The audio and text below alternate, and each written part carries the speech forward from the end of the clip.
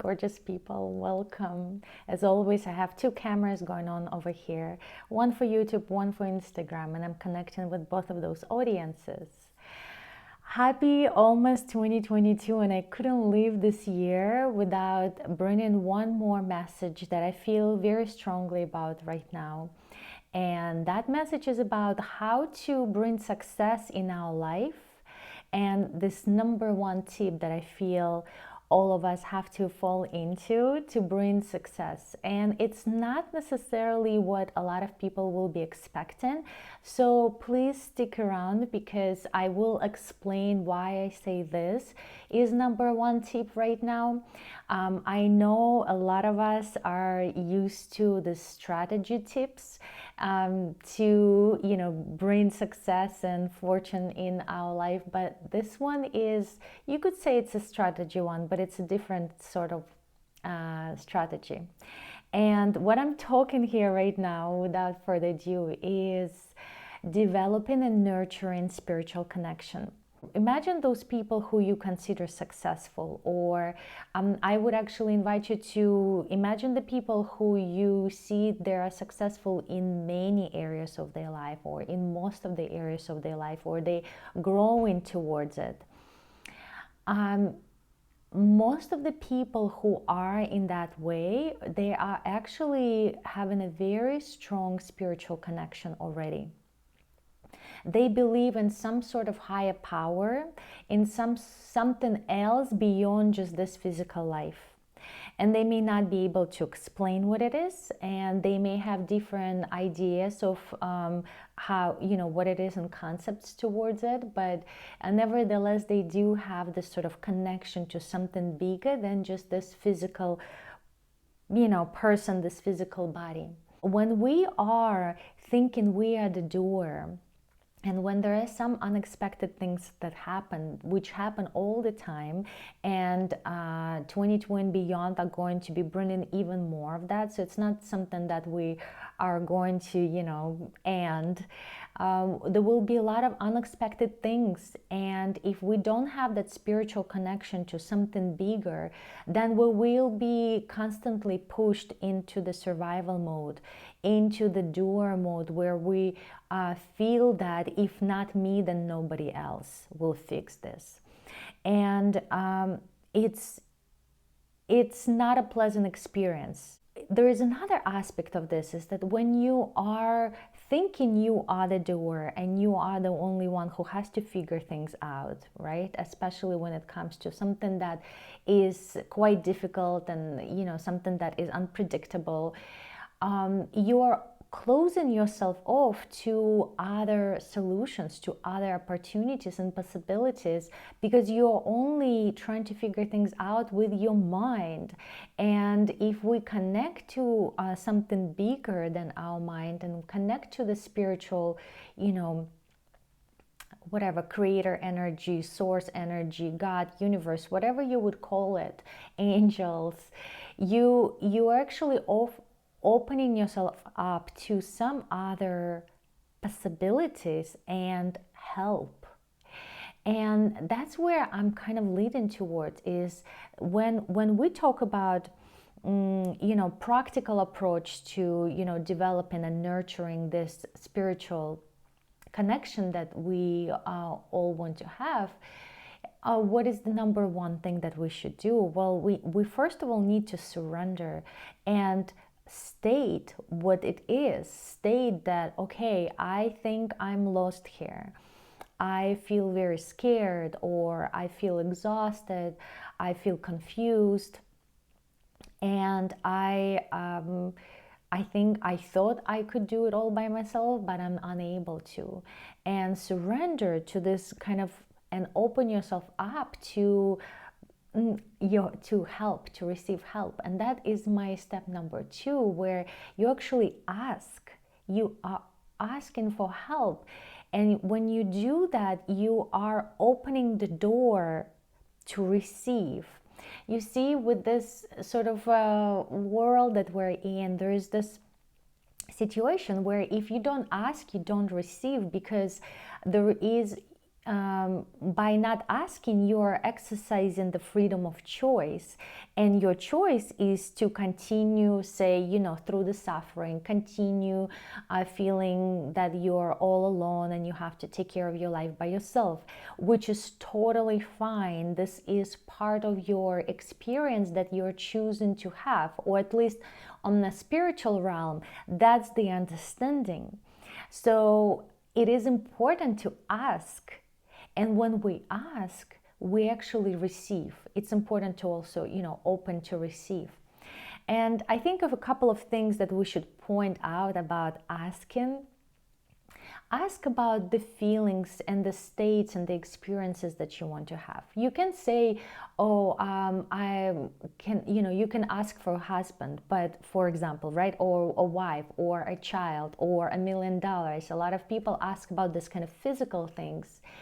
But why do you want this? You want it for some sort of feeling that it's going to bring to you. So ask for that feeling, because we oftentimes limit ourselves by asking for something specific. Again, we're just saying that this is the only way it should be done. But, well, there's multiple of there's so many opportunities that we're not perceiving with our human mind. So leave that up to the source, up to, the divine to bring you the best. You can ask for the best. Ask from a place of show me the path. Something like this, where like, teach me, help me to open my heart to this, or, help me to release my limiting beliefs about about relationships or money or something like this, right? So you're kind of stating what you are struggling with, and you're asking to have that to be released. And then it's really important to experience the state of gratitude. Gratitude is the closest, most easiest a way we can connect to the spirit realm, to the source, to our highest self, to God. And gratitude is a form of love, right? So by experiencing gratitude, start with something that's really small, that's right next to you, that you can be grateful for. It doesn't have to be a huge thing, because when we are in a state of stress, it's kind of hard for us to see the small things. So we start small. We start to focus on some things. Thank you for this home. Thank you for the roof over my head. Thank you for clean running water, etc. Right? So you can start feeling this gratitude, and that will help you to shift from the negative spiral into the positive. It's going to bring more and more reasons for you to feel grateful. And then once you start building this spiritual connection, you want to start being grateful all the time, because you're going to start seeing the shifts that will be happening in your life, and it's so much more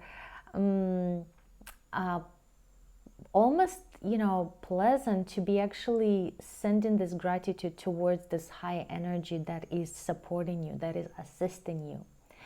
And then the next step would be to find your way to receive, right? Because if you ask for something, if you ask for solution, if you ask for help, then you also need to learn how to receive. And we usually receive in the spaces of silence. So one way to do it is, find your own meditation, whatever the meditation would be for you. But what important here is that there should be some sort of space of silence when you are not receiving any kind of information, and that you are allowing yourself to just be in some sort of silence. And that could look like, a seated meditation, but it could also look like, your yoga practice, or going for a walk, or doing a movement, some sort of practice, a dance, right? It it could look in many different ways, and you will find your own approach to meditation. But it's just something, it's a moment in time. Well, actually, it's, it's more than just a moment, but it's some time in your day that you take when you don't take any information in, and when you're not trying to figure something out. And during those moments, you're going to start receiving inspiration, the sort of intuitive nudges. And that that kind of brings us to this last step that I have for us is when you get to this place of something is telling you to do something, right? I call it an inspired action. Then you have to do it.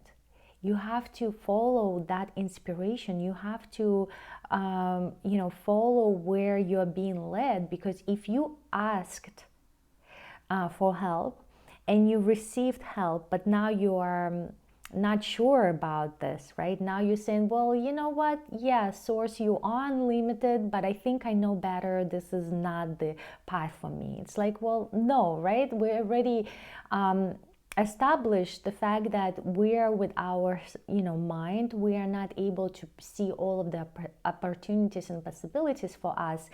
And if we are asking for help, then we should receive it and we should use it and then see where it's going to bring us. And usually it's going to be the shortest way out of our suffering. So we should take inspired actions, and usually it would be just like one little thing that you would feel like, okay, give a call to this person, or say this or do this right now. And it's just one step that you would most likely feel like, well, how is it going to actually help me? Maybe you will see how it will help you, but oftentimes you may not see that. And nevertheless, you do it, and that will inspire a next action, and then next one, and the next one. And that's how the spirit is talking to you through this inspired action during your meditation. So this is my practical approach to developing and nurturing your spiritual connection. And I invite you to do more of it in 2022 and beyond, because it's going to be the times are going to continue shifting. Our life is going to continue being quite unpredictable. And if we ground ourselves in that spiritual connection and this strong relationship that we will create between ourselves and something bigger, then we won't be feeling so thrown, away by upheavals or challenges that may be going through, or some amazing things too. So I don't want to program you for something negative, because it definitely doesn't have to be so. So that's it for today. I thank you so much for tuning in, and let's stay in touch. Let me know if you are practicing this already, and we can continue this discussion. Okay, bye-bye.